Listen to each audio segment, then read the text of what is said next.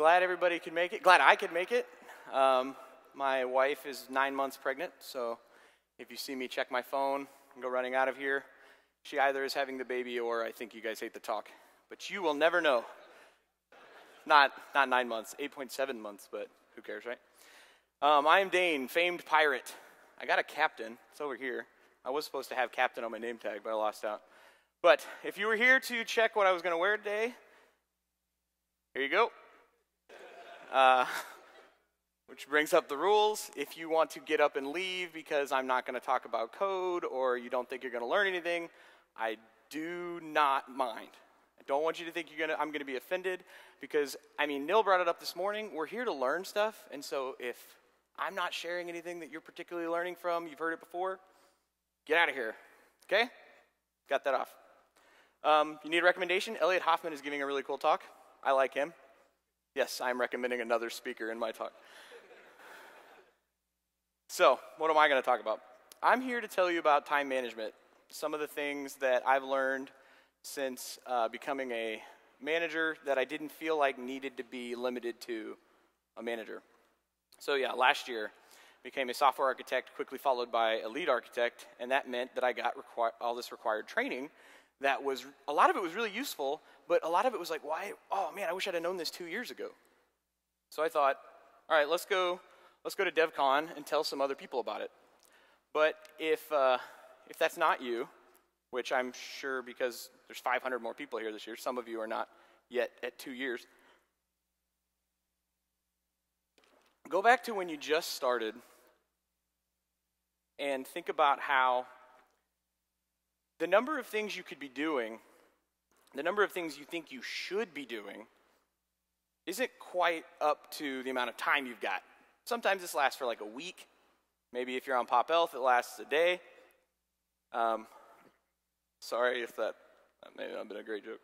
But it kind of looks like this. Blue is your capacity. Yes, it gets better over time, but it's not a great growth rate. And the rate of which things get added to your plate, not even things that are added to your plate, things you realize you could be doing, just seems to grow exponentially. And notice there's this intersection here where they take off. And you're kind of like, how do I manage all this stuff? Sorry, I should point at both screens for the people on the other side. So if you don't think this is you, or if you think this is you, but it's not that guy you want to really be like, that guy that just gets everything done, or that girl. I feel like guys, neutral. Anyway, that's another topic. Just think of all those things you could be doing. You could be contributing to Cerner, analyzing JIRAs that are being logged, reviewing extra code reviews for people on your team, looking up new technologies, learning new languages, preparing for a meeting, reviewing a design, adding more tests, going to external meetups. Oh, it's not just at work. Let's go outside of work and go read some more articles and watch some videos of articles and tech talks and write some blogs. And then everyone on my team should be doing all these things. I need to mentor all of them to do them. That's too many things. It's this gap here that always makes us anxious.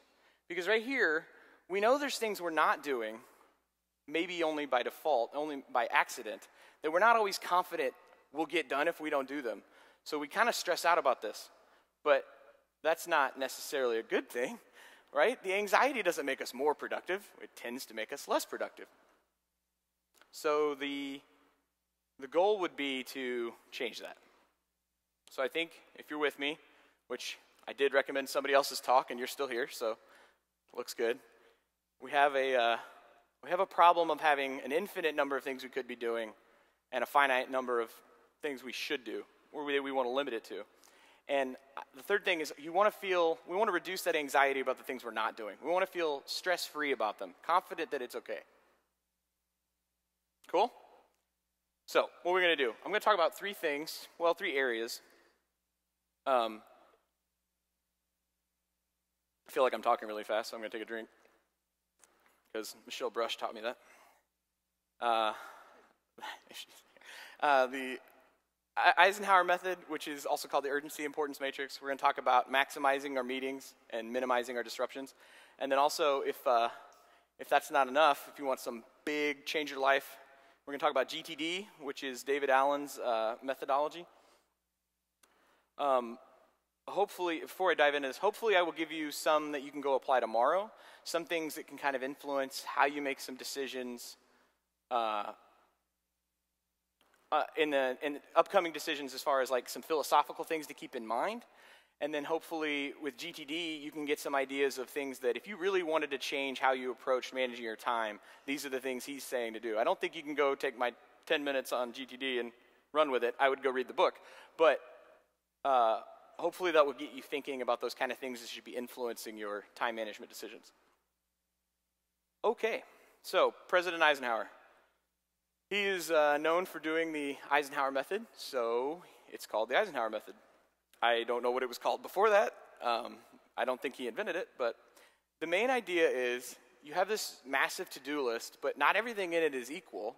Not everything needs to be done by you. Not everything is important to be done now. So let's ask some questions about each item on our to-do list before we start trying to prioritize a giant list. Oops. Just a second. There. So he's famous for this quote. I don't like reading slides to people, but I'll read you this one. What is important is seldom urgent, and what is urgent is seldom important. How you guys like my little face over here? This is an added feature I didn't know I was going to get due to slides.com. I was told to update it. These guys in the front are making fun of my avatar, so if you guys want to boo them right now. Yes. So on every one of our to-do items, we're going to ask, is this important and is this urgent? Which begs the question, how do I define those? Well, for important, I want to think of it as the things that I personally need to take care of. You can also ask these questions in the negative. Can anybody else do this? If you know it's you, it's important. And then the same thing goes for urgent. Does this absolutely have to be done now? And if it does, it's urgent. This may seem really simple, but it does this cool effect where when you put your to-do list into this 2x2 matrix of those answers to those questions, you have important on top and urgent on the left. And then that means that this guy right here is the stuff that you should be caring about. Before you go do any of your to-do items, you know, all right, I'm going to go do those first. Maybe if I prioritize amongst things, I start there. And I treat each item in the matrix differently. For things that are important, remember, important is I got to do this, but I don't got to do it yet. Put it on my calendar. Schedule it for later. If somebody else can do it, but it's got to be done now, delegate it, and I'm going to track on this. And the idea of this matrix is I'm recording this in some way to remember, hey, I delegated that to Joe. Joe's going to take care of this. And then the last one is the things I shouldn't do. Now, this might seem funny to have a don't do list because that could be almost infinite, but that's been helpful for me because, like, hopefully in this talk, you take me a little seriously on these things because I've tried all these things. All these things are the things that I did when I started realizing, man, there's a lot of things I could be doing. So hopefully some of this is theory, but some of it's practical. And so on, like, the don't do list, this was the stuff that darn it, what am I doing with that? This was the stuff where I'm reminding myself, don't waste time on that thing you keep spending time on. The second one here, the discussion about Mac, I don't know how much time, but I was kind of embarrassed how long I spent investigating hard drive specs for the MacBooks. And should it be a solid state drive? Yeah, because 80 megabytes per second compared to, yeah, that probably wasn't good. So I put that on my don't do list to remind myself, quit throwing time into this. Maybe I shouldn't play ping pong twice a day. Maybe, I don't know, that's your time. Everything, this is all personal. How you manage your time. Another cool thing, so if you like this idea, if you want to go, you can use this tomorrow. Go hit Eisenhower.me. You can log in with Facebook. If you don't have a Facebook account, you can go create one. You can also download the iPhone app, which you got to pay for. But the website looks like this, and it's free. And you can fill in those quadrants we talked about. And you can't read it, but that's not important. Looks like that. It's helpful. Go check it out. One more thing about I don't remember what the other thing was. So, that's the easy one. Let's talk about maximizing our meetings. I will say that I feel like meetings could be the biggest hidden tax on our time. And I say that because I've done a lot of research on some of the theory around people's calendars, And like there's just these psychological aspects that are at war sometimes with meetings. And there's a guy named Paul Graham that writes a blog post called Make Your Schedule versus Manage Your Schedule. You should read it. It's only like a page, but it's incredibly astute because one of the things he points out is people with a task, like what he calls a maker, is like a programmer or a writer, somebody that creates something, and this person tends to work in chunks of half days at the smallest interval, right? They go hide away for 4 or 5 hours, and they're not going to go work on that task unless they've got a few hours to really get going. And in opposition to this is the manager's schedule. And I can say this, I'm a manager. I can poke fun a little bit about the manager's schedule. It tends to be these little hour increments. You tend to switch tasks pretty regularly through the day, which is totally fine. There's a lot of tasks that lend itself to that a lot. But it's in direct opposition to scheduling a meeting with someone who doesn't want to do anything in chunks smaller than 5 hours. So the thing I want to observe here with this is you can, listen, okay, how about this? A hypothetical meeting. It's like 2:30 p.m. You get a little Outlook invite. Sorry, the meeting is for 2:30 p.m. My problem with these 2:30 p.m. meetings is that, I didn't do this in the rehearsal yesterday, if you can't tell. My problem with those 2:30 meetings, I eat lunch for like 12 to 1. I get back from lunch at like 1. I'm like, I've got something I'm supposed to do today. I go open Outlook to go check. I look at my calendar. Actually, I probably don't make it to my calendar because I opened Outlook and now I look, there's 10 unread emails. Click, click, click, click, click. What was I in here for again? Oh, right, I have a meeting. When's it at? 2:30. That's in like an hour. I just lost half an hour getting distracted. I'm not going to go start on that thing that I said I was going to do in daily stand-up today. I've only got an hour to this meeting. I'll go read some more emails. So then I get closer to the 2:30. I go, because and this comes back to the maker schedule versus the manager schedule. The maker part of me, because everybody's got both of these tasks, the maker part of me has a really hard time remembering the 2:30 meeting unless I just focus on it all afternoon. But then it's 3 o'clock when the meeting's over and I lost half my day. Anyway, my whole point there is understand the difference, understand that you have both, and plan accordingly. We all have tasks of both types. I imagine most of the people in the room are engineers and tend to have one or the other, but just plan for it and sometimes give yourself the space to do those bigger tasks. I like to do this with the big block of a private meeting. 1 to 5 p.m. recurring on Mondays, I tend to have this big, it's called me time. Nobody knows that, it's marked private. Silly name. But that helps me defend my calendar so I don't ever have to have the conversation. Well, when am I going to do the coding thing? And I only need to do it like once a week, and my wife will know that this happened, right? The satisfaction that I get from spending 4 hours focused on coding is just like amazing. I did this for, I did this for DevCon. I blocked off this thing, Mondays 1 to 5 p.m., called DevCon Prep. There we go. Now I always had time to work on my DevCon talk. I didn't have to go dedicate a week to it right before, which would have been bad. My team probably would have been mad about that last week. But then on the other side of it, you have the manager tasks like, one of the ones I think of is like code reviews. I really like the time box code reviews. That's a perfect thing to be like, all right, I'm going to go do an hour of this, and I'm going to check my emails. I'm not going to spend all day in Outlook. I'm going to close it after I'm done catching up on emails. We'll get to that later, processing your inbox to 0. But just remember you have both. I'll give you a second to read that.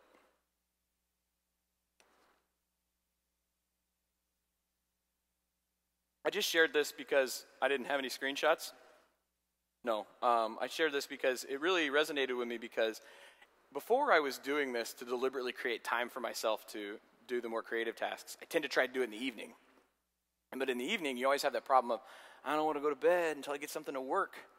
So I really like this because it made me realize that if you go have your daily stand-up first thing in the morning and you go start on that big thing you want to get done today, if you make real progress on that, like the rest of your day is just gravy, right? It's just awesome.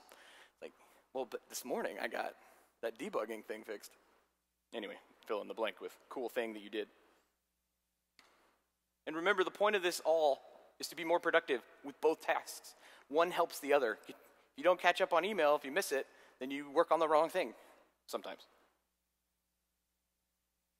So remember, we're trying to maximize our meetings, but we also want to minimize our disruptions. So if you go create a 4-hour block of time for you to go work on something, and you don't turn off your notifications like Gmail and Outlook and Link, and I'm signed into Google Chat and IRC, and I've got a tab open for Twitter and a tab open for Facebook, and you don't turn all those off, it's so easy to get distracted. You're not actually making that reserved time very productive.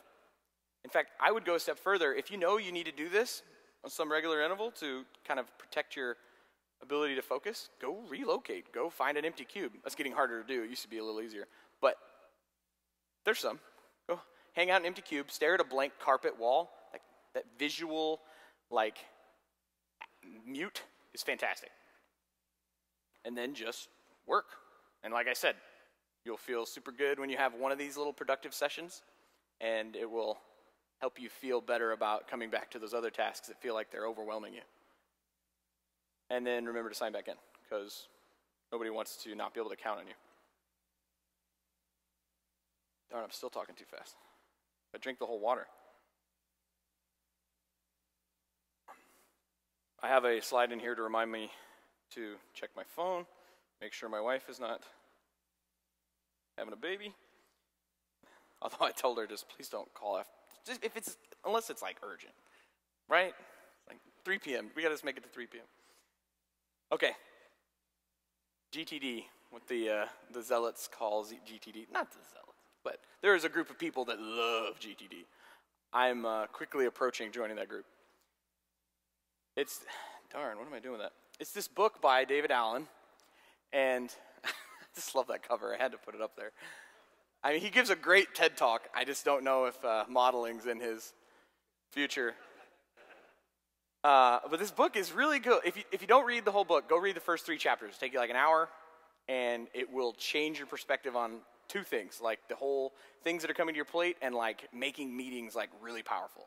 It makes you ask some really good questions. But let's talk about why you wanted to write the book. The idea of the GTD book is that you have all these things that are bouncing around in your mind that you're paying resources tracking on that disrupt your productivity. They keep you from being as efficient as you could be, from getting things done. It's kind of like this. This is a visual of what I think my brain is tracking on. Everything I might do, everything I need to do. And although I never make it to the scratching it out, I probably do a lot of the highlighting. Oh yeah, go back and do. This also looks like any to-do list from me doing a Home Depot project, because I think I can tell where he went back, and I don't even know what's written on this. I think it's just a Google image to-do list, probably the second hit. But imagine, go back to what I was saying with GTD. Imagine like you're trying to track on all these things that you could do. This kind of sounds similar, right? Everyone has those. The grocery list, the flashlight needs batteries, the siding is peeling on that left side, I hope it doesn't rain. If it does rain, I need to go bring the thing in from the backyard. Those are just the non-important things. And you get back to work in the morning, you got to email so-and-so. You got to make, again, I have that problem where 2:30 p.m., what am I supposed to remember? Oh yeah, I'm meeting. That's a big cost, and the point of GTD is to build a system by which you manage all of those things outside of your brain to make you less distracted, more efficient, and less anxious, more stress-free. So there's basically 5 parts of executing GTD. I have numbers here. I don't like the numbers. Let's get rid of the numbers. They don't happen in order. They kind of happen in tandem. So I'm going to talk about them in order. Hopefully I will avoid referring to them as number 1 and number 2. But just remember that these all build on each other. They all help each other. So I'm going to go through each of these, talk about kind of what they're about, and then I'm going to focus on one which helped me get like my inbox to 0. Okay.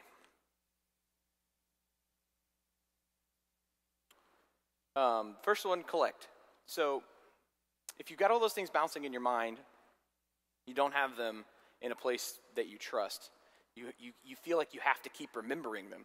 And there's this cool psychological effect if you write them all down, is that you quit worrying about it.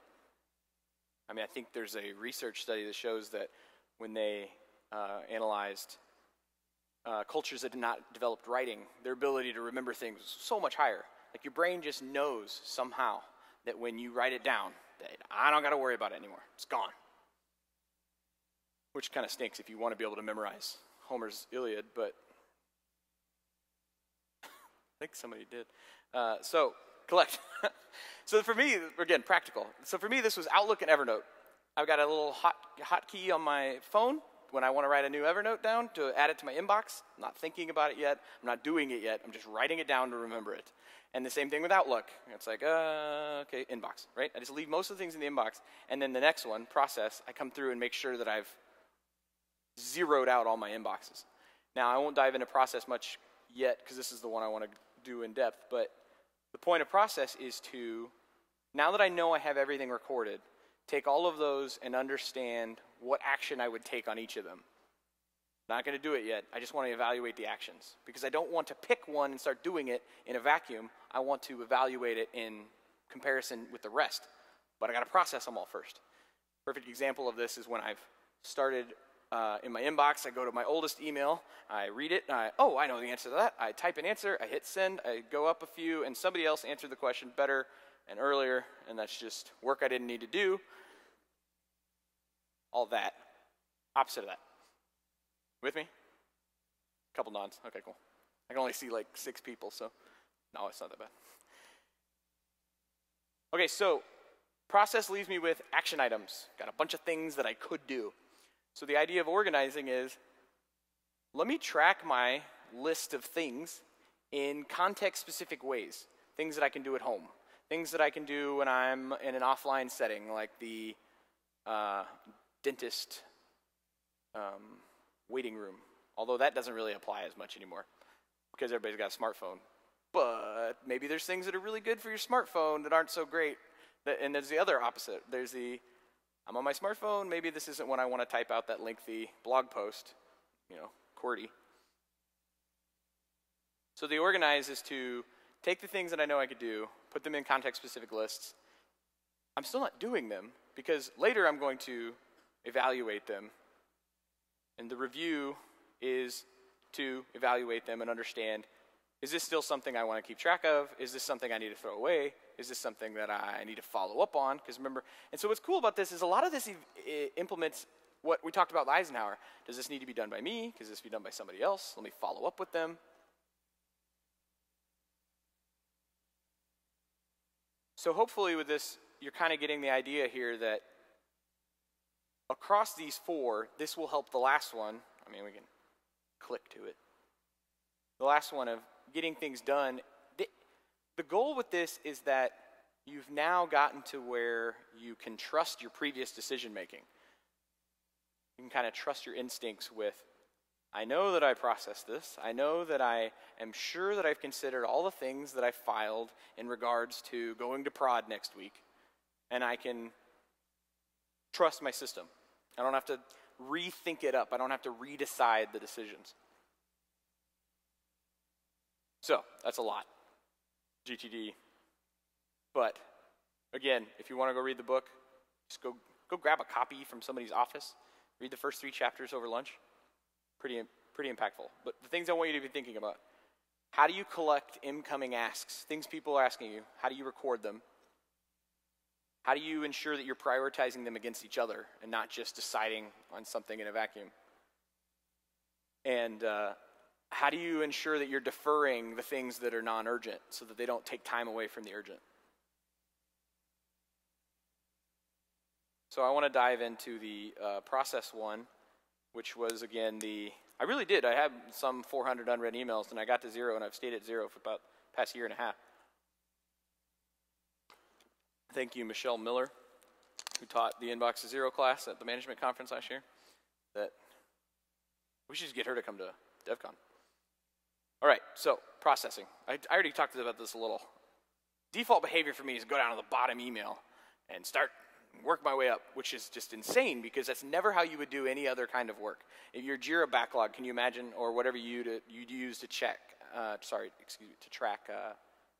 changes, you wouldn't just start with the oldest issue that's ever been logged against your solution and work your way forward.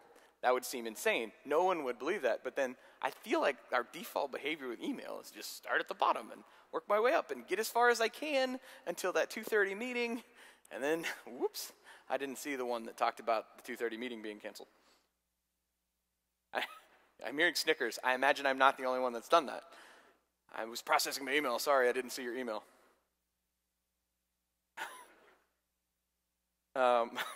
So instead of that, let's go to each one of those items in our inbox. Remember, an inbox includes things that you're just tracking on, or email. Email is a good analog of how it works in other aspects. But ask the question, is this something that's actionable? Is this something I can do? And if not, throw it away or put it in a folder for using against somebody later, or for. It doesn't have to all be. But if you want to hold on to it, if it's going to be important later, there's this idea in the book of ticklers, this idea that I don't even know what it means, but they're called ticklers. The idea that in my review section, because remember these are all working in conjunction, this idea that I'm going to circle back and review these things that I deferred. This is a good place where it's like, maybe on my monthly read my deferred folder, this will be important. Otherwise, I'm going to delete it. Okay, so there is something I can do on it. On the other side of that answer to that question. I can do it, delegate it, or defer it. The do it, I mean immediately. So this would be something that I think I need to do. If I don't need to do it, delegate it to somebody else. Does this look familiar? Starting to sound like Eisenhower? Which is kind of cool because then it makes me think that there's this common running trend here that some of the Eisenhower types have figured out. But within the do it, only if this is going to take me like less than 2 minutes. This is what he gives in the book. Obviously, you could make your own decision on 3 minutes, 30 seconds. But also, finish processing your inbox before you start doing these, because you can very easily answer 10 2-minute things and not get to the done with your inbox. And again, you want to decide against other items. And I feel like some people think this is overkill, but you really can't do this at too small of a level. I've got 30 emails. Do I really need to answer all of these? Like, go ahead and compare them against each other. Put the little flags on them in Outlook. It'll save you a lot of time, and it also, like, the anxiety goes away a little bit. Okay, obviously delegate this is just if I don't need to do this, but I want to track on it, kick it over to somebody else. Again, this is as I'm processing. Can I do, is this actionable? Yes. Do I need to do this? Delegate it. And lastly, put it on my list. I'm going to review it because I'm still not doing anything. This is funny. The whole talk's getting things done, and it's all about don't do anything. So then you can come back and do the right things. And I'm serious about this. Like, when I started doing this, the inbox zero thing was like kind of phantom limb sensation. Like, I would kind of feel like, I've got to be forgetting about something. Like, you'd go to your inbox and be like, I don't have any emails to get rid of. And it's pretty incredible. Like, you just kind of trust that you've got everything written down, and you're just like cool with it. And you know that at least everything that you could have done, you decided not to do. Right? But there's a lot of power to that, because I think before it was just, let me try to do all the things on my list, read UCern, answer every question, read every code review, and I didn't feel confident that I was doing the right things. Also, this goodbye thing bothers me, the hyphen. So then I tried to go find out what the right way to write it is, and I got distracted by the etymology of goodbye. Have you guys seen this? Like, this is amazing. So if etymology is not your thing, bear with me for about 30 seconds, which is probably 15 seconds at the rate I'm talking. There's some guy's like, God be with you, and he's like, God be with you, God be. I love trying to say these, God boy, God boy. And then somebody got confused and was like, but we don't say God morning, we say good morning. And it just made a hop, and now that's why you say goodbye. And if that bothers you to mention God with goodbye, now you know. I'll see you on Thursday, but that's Thursday. All right, so let's circle back a little bit and review. The problem was you have an infinite number of things that you could be doing, And we want to know that we're efficiently doing them, and we also want to know that we're confident we're doing the right ones that we're... You want to feel confident that the ones you're not doing are okay to not be done. And how do I do this? With Eisenhower, I can ask the question, what's important, what's urgent, and I'm going to schedule and delegate everything that isn't yes to both of those. In regards to your calendar, remember the maker's schedule, the manager's schedule. Just be aware of this contention between some of the things that you're responsible for taking care of, and understand the disruption of a meeting that's against that, and be deliberate on how you're choosing them. I feel like the biggest thing is just being able to say no to some of the meetings that you get invited to, or just asking for an agenda item. I've done this before where there's an email, there's nothing in it. I'm sorry, there's an Outlook invite, meeting invite. There's nothing in it. You ask for what we're going to talk about. They ask it. One of the people invited answers the question. The meeting is canceled. Ta-da! And you're like, yes, all I did was ask. As far as other disruptions, I skimmed over this a little bit. Make sure you give yourself a chance to try some of these things I'm mentioning.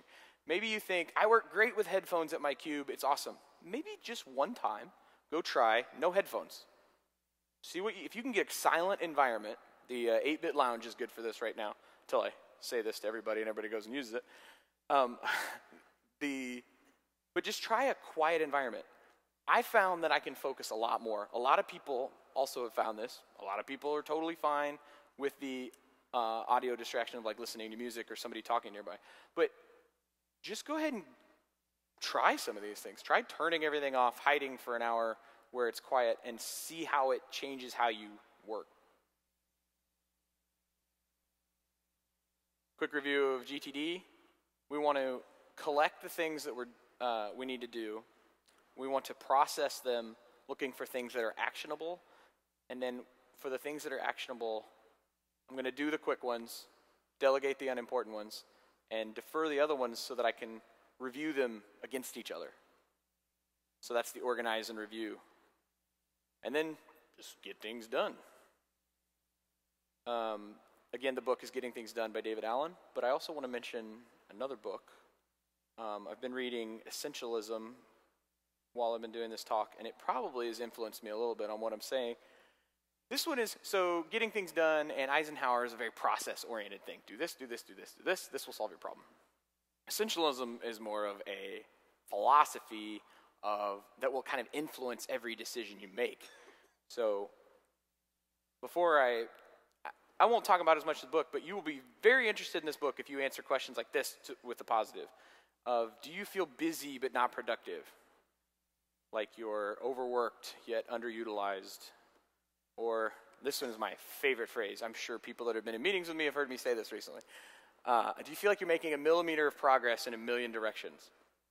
Like the reason this really resonates with me is because his whole point of it is to deliberately choose what you're going to do. Don't let it just happen by default. So if you don't, then it'll get decided for you by the universe or your team or your manager or whoever comes up to your desk. Although I think that's mostly influenced just by they walk by, you're at your desk, hey. Okay. I got like 5 minutes left for some questions. Make sure that on the feedback, they have their little cards. These are great. They help tell me what to do differently next time. And yeah, there's some microphones for questions. Or you can ask me one and I will repeat it for you if you want.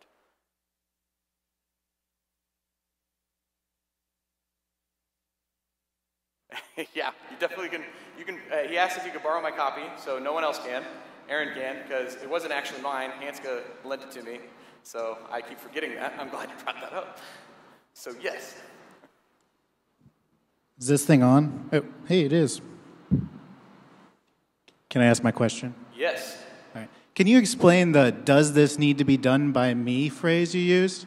Because I kind of worry that if everyone adopts that "does this need to be done by me," universally the answer is going to be no. Probably someone else can do this. No, and that sounds like it chains into diffusion of responsibility, which results in everyone has other people who can do whatever they're going to do, so they don't do it, so no one does it.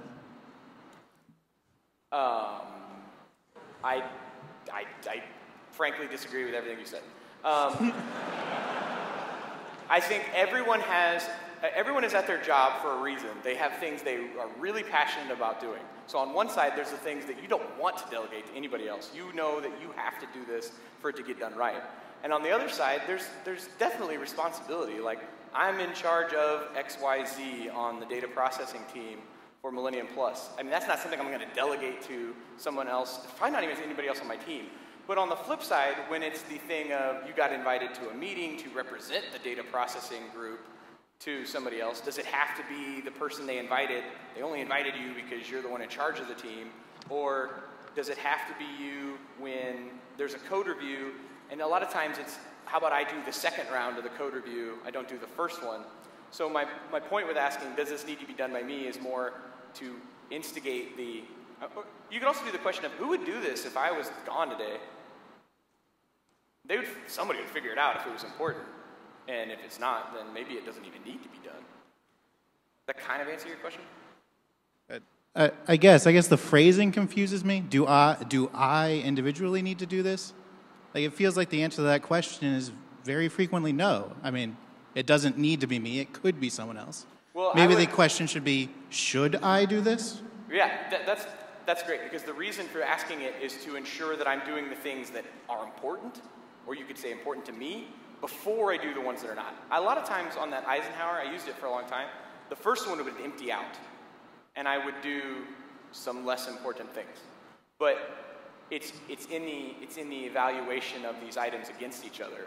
Things I want to do first, obviously, are the ones that no one else can do, no one else should do. I like that you used should. Thanks. Someone is literally calling me. Hope it's not my wife. Although now we're good. Any other questions? Yeah, I have one, Dane. Oh, sorry. Question on the inbox zero. Yeah. I was just curious, as you're advocating that with different members of your team or different people that you work with, what are some of the common lines of resistance that you've come up against as far as people maybe unwilling to do those types of things, and how have you kind of combat that? That is a great question. So what is the common resistance to the inbox to zero kind of mentality? I will say that it is the exact same thing I told to Michelle Miller in the management conference, because she asked everybody to raise their hand if they thought email was worthless, and I couldn't get my hand high enough. I was just like, this is such a waste of my time. And I think there's an assumption there that because there are things in there that I shouldn't do, that it's all worthless. But like, there's so many things in there that influence your decisions that you should at least take the quick couple of minutes to process it. Because that was the reason I really latched onto the processing it, is just evaluating it. Is this important? Is this urgent? Do I need to do this, delegate it, defer it? Like, just asking those questions before I dove into an email chain helped me keep up with all the emails that were landing in my inbox and ensure that I was using my time on the ones that were important to me. And as I feel like more control over that, that's the other thing. The guy that says he doesn't want to do this never seems to know about what you're talking about when you say, well, it was in an email a week ago, right? And he's like, oh, sorry, I've got 6,000 unread right now. So it helps me stay informed of things that help me do my job better.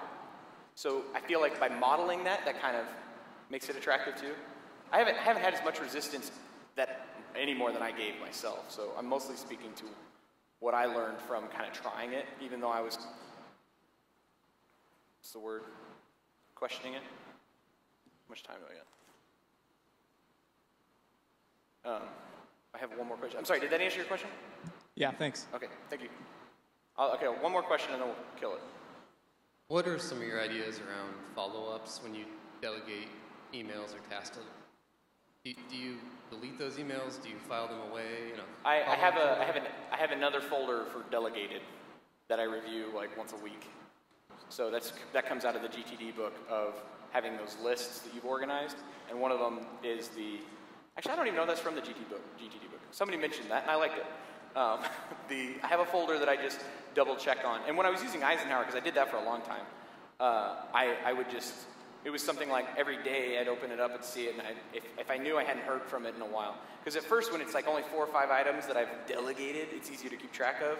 As it kind of got more, another strategy I've heard of is to actually, when you know it's something somebody else could do really well, you could even delegate the follow-up. So this seemed like a novel idea to me. Granted, at this point, you are assuming that whatever they do will be totally fine. So if you think of like situational leadership, which is another great training that is not required until you're a manager, but take that class if you can. Situational leadership class is fantastic. Or read what's the name of the book? The 1-minute manager, I think, 7-minute manager, some number of minutes manager. Does that answer your question? Okay, cool.